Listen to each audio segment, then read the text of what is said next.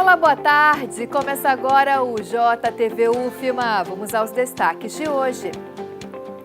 Estudantes participam da acolhida geral no campus São Luís. Veteranos ajudam calouros a se adaptar à vida universitária.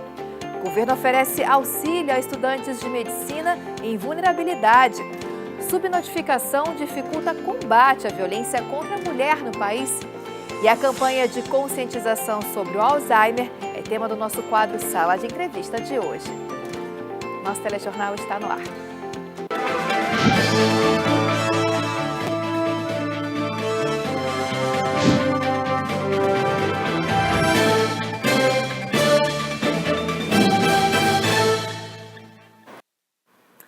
Terça-feira, 23 de setembro, vamos aos destaques de hoje com um giro de notícias.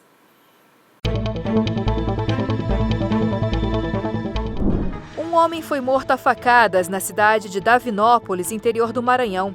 O crime aconteceu no último domingo.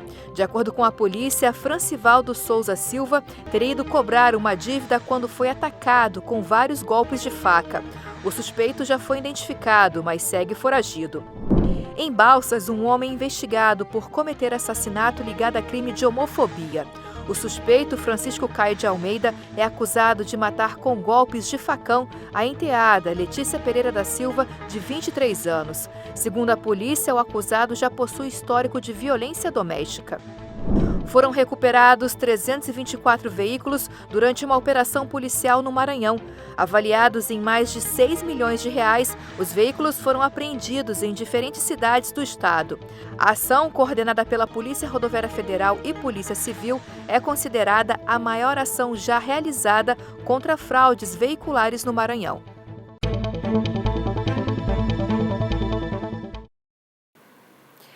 A violência contra a mulher ainda se mantém como um dos maiores desafios sociais do país.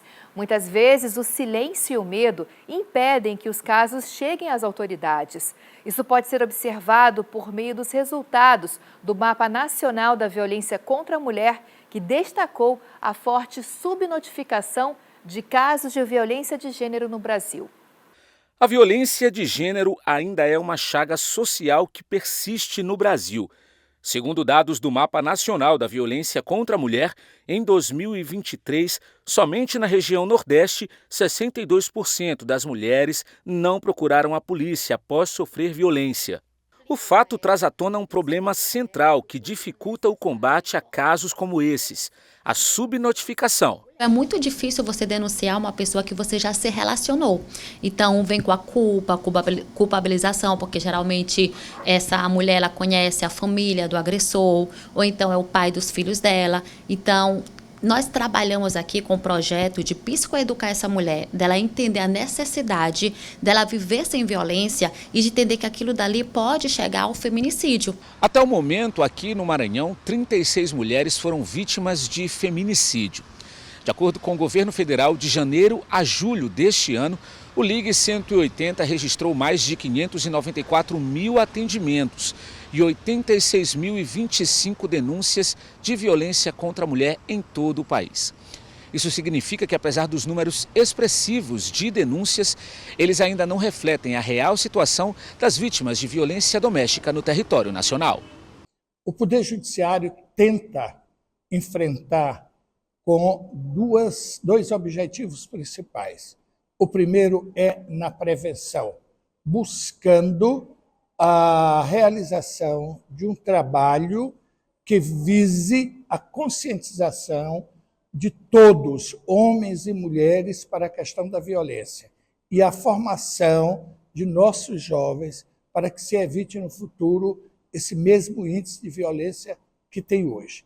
O ciclo de agressão, segundo esta psicóloga, se divide em 3 fases: a tensão, a explosão, quando a violência acontece de forma literal, e a lua de mel. No momento da lua de mel, recheado de eu te amo, eu vou mudar, eu fiz isso porque também você não é uma pessoa fácil, ou seja, a manipulação, culpabilização, novamente eu tenho que citar. E dentro desses relacionamentos é como se fosse uma montanha-russa de emoção.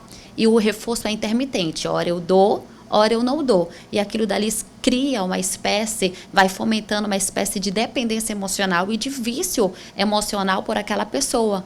Uma das formas de prevenir e combater o feminicídio é a medida protetiva.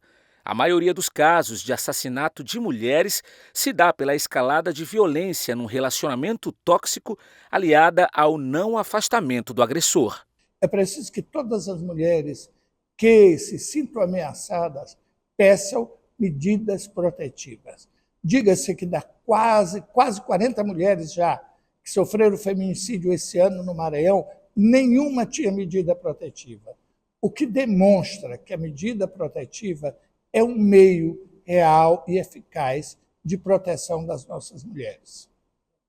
Pois é importante denunciar sempre, não se cale, ligue 180 e procure ajuda na Casa da Mulher Brasileira, localizada no bairro Jaracati. Vamos mudar de assunto agora. Hoje foi dia de acolhida geral para os estudantes da Universidade Federal do Maranhão, aqui no campus São Luís. O repórter John Raen tem as informações. Boa tarde, John. Olá, boa tarde a todos que nos acompanham aqui no JTV UFMA. Ana, a tradicional acolhida dos calouros está acontecendo aqui na Universidade Federal do Maranhão para receber, os novos alunos desse segundo semestre. E esse é o primeiro contato dos calouros com a universidade, para entender como é que é a vida universitária e o clima de muita expectativa e aprendizado. A programação começou com falas institucionais e um momento de acessibilidade marcado pela entrega do calendário acadêmico em braille. Teve ainda um show de stand-up e os estudantes também ouviram depoimentos de egressos de sucesso. E além de serviços oferecidos, tem alguns estandes de serviços oferecidos pela universidade. E logo mais vai ter um roteiro guiado pela universidade para conhecer todos os ambientes do campus. Esse é só o primeiro passo de uma jornada, e a gente deseja boa sorte para esses alunos, esses novos alunos que estão chegando aqui na universidade. São essas informações e eu volto com você. Obrigada, John. E além da recepção oficial promovida pela reitoria, os novos estudantes da universidade também começam a viver as primeiras experiências nos corredores e salas de aula. E para essa nova fase, eles contam com o apoio dos estudantes veteranos. O novo semestre começou na UFMA e é hora dos calouros darem os primeiros passos na vida universitária. E cada um chega com expectativas diferentes. Estou achando maravilhoso, é uma experiência muito gratificante poder estar tendo aula na universidade, sempre quis. É uma carreira que eu quero muito seguir, principalmente para poder trabalhar em navios ou embarcado. Mas acho que conforme o curso for passando eu posso desenvolver novas perspectivas de futuro.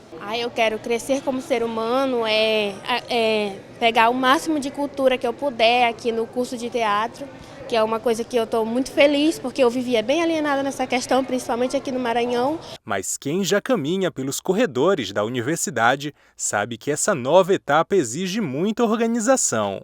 A gente deveria ter ouvido no começo que a gente deveria estudar as coisas antecipadamente, não deixar tudo para depois. Por exemplo, se está tendo uma determinada disciplina, você deveria logo ir revisando aqueles conteúdos. Se você deixar acumular, vai ficar muito pesado, porque aulas, por exemplo, todos os dias e muitas das vezes a gente passa o dia todo. Então, se deixar, vai ficar acumulando uma atividade aqui, uma atividade ali e vai ficar sobrecarregado. Entregar-se às atividades e fazer amizades pode transformar o curso numa experiência mais leve. O curso não é só essa parte literária, de estar na sala de aula e tal, mas também tem a parte onde a gente se comunica, faz uma amizade, vê um novo rumo, descobre uma nova habilidade. Então, o curso é tudo isso. Então, a gente não pode se prender a só uma ação, por exemplo, no curso. A gente tem que ser um pouco interdisciplinar, no caso, fazer várias coisas, várias atividades. O trabalho em equipe também é um aliado. Compartilhar conhecimentos ajuda a enfrentar a rotina intensa da faculdade. Em relação às provas, eu tenho um grupo e a gente sempre faz resumos. E aí a gente fica compartilhando. Esse resumo aqui que eu mais entendi, o que eu mais entendi foi esse. Aí a gente fica estudando em conjunto. Os grupos são importantes. Sim, sempre é importante ter um grupinho. E para quem está chegando, vale respirar fundo. Cada etapa tem seu tempo e a pressa não ajuda no aprendizado. A gente sempre tem que respirar um pouco e pensar, será que eu estou me agilizando naquilo. Então, tentar dar uma baixada mais um pouco na ansiedade e tentar seguir o processo, porque tudo são fases, né? Mas nem só de aulas vive a universidade. Há espaço para cultura, amizades e muita diversão.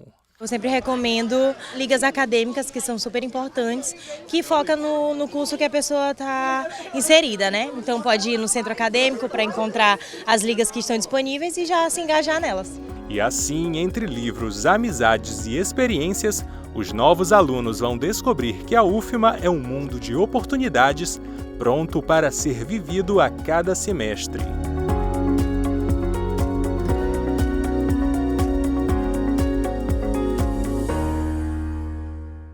Pois é, sejam todos muito bem-vindos aqui. Agora, uma informação para os estudantes de medicina em situação de vulnerabilidade socioeconômica. Esses estudantes vão receber auxílio mensal do governo federal para ajudar na permanência dos cursos. O benefício faz parte do novo programa de Bolsa Permanência no âmbito do Mais Médicos, criado pelo Ministério da Educação e publicado hoje no Diário Oficial da União. O valor será definido pelo MEC. Os interessados devem se cadastrar no sistema de gestão da Bolsa Permanência acessando o portal gov.br, onde estão disponíveis as orientações completas sobre quem pode participar e como se inscrever. E São Luís ganha uma nova exposição que celebra a sua história literária e musical. O público vai poder conhecer de perto obras que retratam a cidade por meio da poesia e da música. A exposição conta com recursos interativos que aproximam visitantes do acervo cultural da Biblioteca Pública Benedito Leite. Aqui, o público conhece a Ilha do Amor pelo texto dos poetas. Passeando por sua história literária, a exposição resgata obras que traduzem em palavras os encantos de São Luís. É uma exposição interativa e é uma exposição dinâmica. Então, a temática central dela é essa, é a Casa da Poesia, mas conforme os períodos do ano, conforme os eventos, as atividades desenvolvidas aqui na biblioteca, nós vamos fazendo adaptações, vamos trazendo novas exposições, nós vamos trazendo novas atividades interativas. Code, a pessoa ela consegue ser direcionada para um aplicativo de música, onde tem uma playlist com músicas que se originaram a partir de poemas. O espaço também destaca personagens do reggae maranhense e a poesia de cancioneiro, exposta em livros que reúnem cantigas populares de diferentes autores. Um caminho para aproximar visitantes e o acervo cultural da biblioteca. Nós queremos também, estamos fazendo com isso, levando essas poesias daquelas pessoas que depositam aqui, que permitem isso, a gente coloca, publiciza, coloca essas poesias para que o público maior conheça e também venha aqui, porque é um convite para todos. O que a gente quer é que todas as pessoas que estejam aqui, que visitem a biblioteca, conheçam essa exposição e coloque seu sentimento, aqui deixe seus sentimentos em forma de palavras e que ela fique aqui morando na nossa Biblioteca Pública Benedito Leite.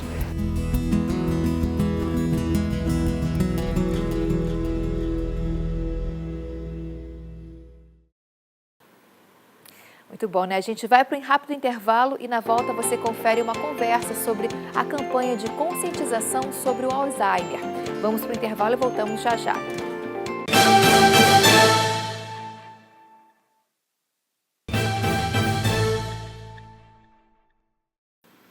Estamos de volta e com entrevista. O assunto de hoje é o Setembro Roxo, campanha de conscientização sobre a doença de Alzheimer e outros tipos de demência.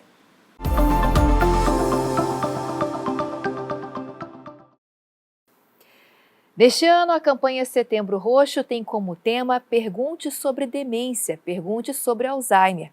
A campanha é uma forma de engajar a sociedade a falar sobre o Alzheimer e combater a desinformação.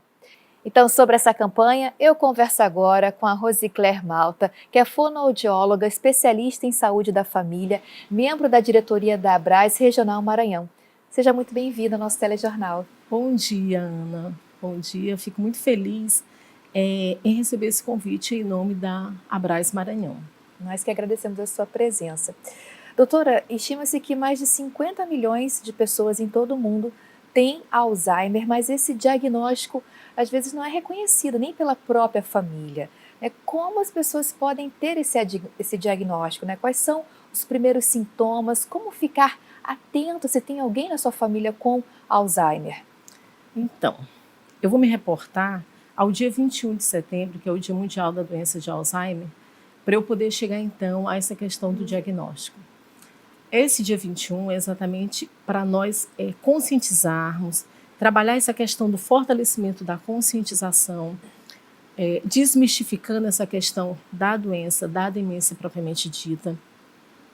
Trabalhar essa questão, mediante essa conscientização, a questão do diagnóstico precoce, porque quanto mais precoce identificar, mais fácil será o tratamento, porque é de conhecimento de todos que o Alzheimer não tem cura, mas há tratamento. Então, quanto mais o diagnóstico precoce, mais fácil desse paciente permanecer mais tempo ao lado do seu familiar, e bem como dar o apoio ao familiar e também ao paciente.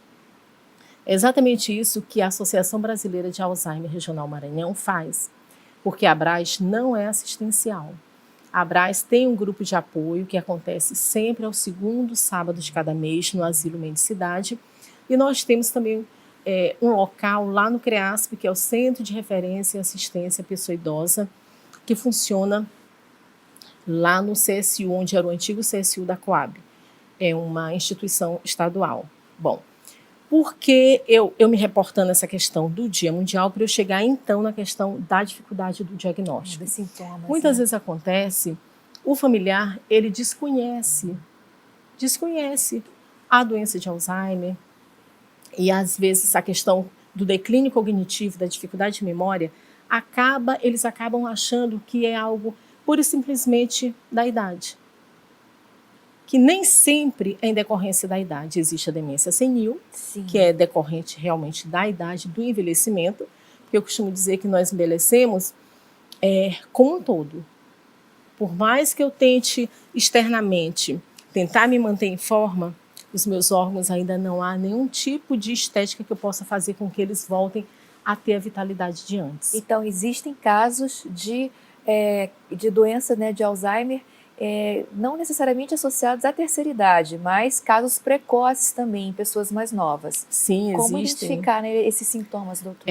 Existem já artigos científicos que identificam o Alzheimer em uma idade precoce. Todo diagnóstico com relação à demência do tipo Alzheimer, como é que acontece? Passa pelo neuro, passa pelo geriatra, e o que acontece? Eles vão juntar os sinais clínicos com os resultados de exames de imagens e tudo, para chegar a um denominador e descartando por hipóteses, para poder então fazer esse tratamento. Como que é feito esse diagnóstico de imagem? Uma tomografia, uma ressonância, hoje nós temos o exame de sangue. Então, existe todo um percurso, todo um fluxo até chegarmos ao diagnóstico propriamente dito. Mas o primeiro fator que a senhora estava comentando comigo nos bastidores é justamente essa questão do esquecimento. Sim, sim. O que acontece? O despertar inicial da doença de Alzheimer é exatamente esse declínio cognitivo. A fase inicial, isso é primordial. O paciente acaba com um declínio cognitivo leve, que muitas vezes o familiar, por desconhecer a doença propriamente dita, acaba deixando de lado. Não, isso é normal e tudo. E essa questão vai avançando. Aí já vai para uma fase moderada, que esse declínio cognitivo, essa perda de memória, atenção, concentração, já se torna muito mais prejudicial. E existem fatores também que a gente pode prevenir o Alzheimer, né? Sim, pode-se, de certa forma, prevenir. Não quer dizer que você seguindo esses fatores, tendo em vista como sendo a sua rotina diária, você não venha ter a doença de Alzheimer propriamente dita. Mas o que eu poderia fazer para eu evitar, de certa forma, a demência ou outras demências, principalmente do tipo de Alzheimer. Ter uma vida saudável, alimentação balanceada, a questão do esporte é de extrema importância, tentar monitorar a glicemia. Se eu sou diabética, eu tenho que tentar monitorar essa questão da diabetes, a pressão arterial. Se eu uso tabaco, eu preciso excluir essa questão do tabaco, porque é altamente nociva. Mais uma vez, vale lembrar que ainda não temos cura, mas existe tratamento. Hoje nós temos medicamentos que estão em fase de experimentos que nem todo paciente pode utilizar. Existe uma série de fatores, esse paciente precisa ser avaliado para saber se realmente ele pode usar, onde vai, de certa forma, retardar, desacelerar essa doença. E como é que é esse tratamento no sistema público de saúde, doutora? Então, o tratamento no Sistema Único de Saúde, como é que não é tão fácil chegarmos a um diagnóstico mais ou menos preciso. Por quê? Porque existe todo aquele fluxo que eu te falei anteriormente, chegar até o médico, para esse médico referir a ele os sinais e sintomas, ele avaliar esses sinais clínicos, ver a questão dos exames de imagem para nós termos um diagnóstico mais preciso.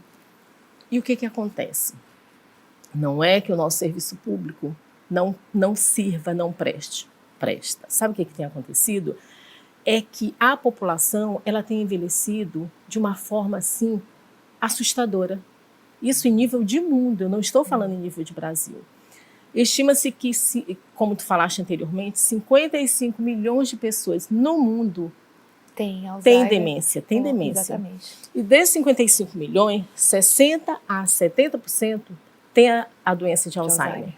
E o que acontece? Estima-se que em 2050 esse número triplique. Significa que nós teremos, em média, mais de 150 milhões de pessoas com a demência de Alzheimer. E incluindo também outras demências. E o mais grave disso é que o serviço público, muitas vezes, principalmente em país que está em desenvolvimento, ele não tem condições de acompanhar tanto o paciente quanto o familiar, que ambos precisam de apoio. Sim. Por quê? É um diagnóstico, é um tratamento, o conjunto da obra é muito caro. Então, uma vez que a população tem envelhecido de uma forma desacelerada, fica muito difícil, principalmente um país em desenvolvimento, conseguir se manter para acompanhar todo esse percurso. Acredito que é necessário, doutora, investir em políticas públicas e ações, né, que estejam preocupadas com esse envelhecimento da nossa população de forma ativa, de forma saudável, como a gente falou no esporte, outras ferramentas que estimulam, né, a cognição, Sim. a arte, cultura, enfim, eu acho que muito nesse viés, como você falou, o tratamento, né, você poder prolongar, né, tentar evitar e investir nessas possibilidades. Agora, a Braz está promovendo, né, durante todo esse mês, né, ações especiais também. Sim, Vamos falar dessa programação. A Braz Regional Maranhão, nós começamos com o nosso simpósio, que aconteceu no dia 19 de setembro, no auditório da FEComércio. Foi um simpósio extremamente diferente de tudo que nós já vivemos até hoje. Foi muito técnico, mas foi muita emoção também. Foi algo assim, fora do comum, uma energia muito diferente. Energia essa que eu nunca havia vivido anteriormente. Olha que eu estou desde o início da Braz aqui. Então foi fantástico. No sábado nós fizemos a Caminhada da Memória. Essa caminhada já existe há 16, 17 anos. E como é que acontece? Há todo o envolvimento de idosos, acadêmicos, da diretoria em um ponto fixo. Normalmente é na biblioteca pública. De lá percorremos a Rua Grande inteira, falando da demência, distribuindo panfletos e tudo. Combatendo para desinformação. Conscientizar a população sobre a doença de Alzheimer. Quem está em casa quer procurar os serviços da Braz, quais são os contatos? E eu também gostaria que a senhora deixasse um recado, né, sobre essa campanha que Está estampada na sua blusa, né? Pergunte sobre demência, pergunte sobre Alzheimer. Uma mensagem também, como procurar a Brás e essa mensagem. Percebe que o tema esse ano foi um tema diferente, foi um tema simples, mas extremamente importante.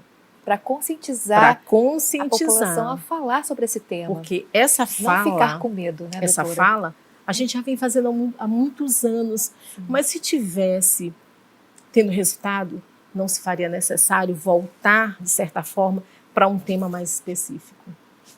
Então, como eu falei anteriormente, a Brás Regional Maranhão, a Brás, de modo geral, não é assistencial, mas a Brás Regional Maranhão, no segundo sábado de cada mês, nós temos um grupo de apoio que inclui familiares e alguns pacientes, normalmente em fase inicial, onde se tem palestras com vários profissionais, tanto da diretoria quanto externo, que fala-se sobre demência, que fala-se sobre declínio cognitivo, e entre outros fatores. Nós também, como eu te falei anteriormente, temos uma sala no CREASP, que fica dentro do antigo CSU, onde temos uma oficina de memória, que seria interessante. Eu tenho familiar, eu tenho algum conhecido que, nossa, eu estou achando que ele já tem problemas de memória. Nós podemos recebê-los lá na oficina de memória. E fora isso, com relação a essa estimulação cognitiva, em São Luís nós temos o Supera. O Supera tem várias ferramentas que a gente trabalha, que eu digo, eles trabalham para realmente estimular essa questão cognitiva. E funciona divinamente bem, de uma forma muito bela. Então, não é assistencial, mas há todo um aparato para fazer esse acompanhamento, tanto para o paciente quanto para o familiar, que muitas vezes, o que acontece? Ele se doa tanto que acaba ficando com uma fragilidade extrema que às vezes vai a óbito primeiro do que o próprio paciente. A mensagem que eu quero deixar aqui é o seguinte: a doença de Alzheimer não é só uma ameaça constante, é uma ameaça presente e, pior, crescente. Obrigada. Nós agradecemos a sua participação. Eu conversei com a fonoaudióloga Rosicler Malta. Obrigada pela presença, doutora. Eu que agradeço.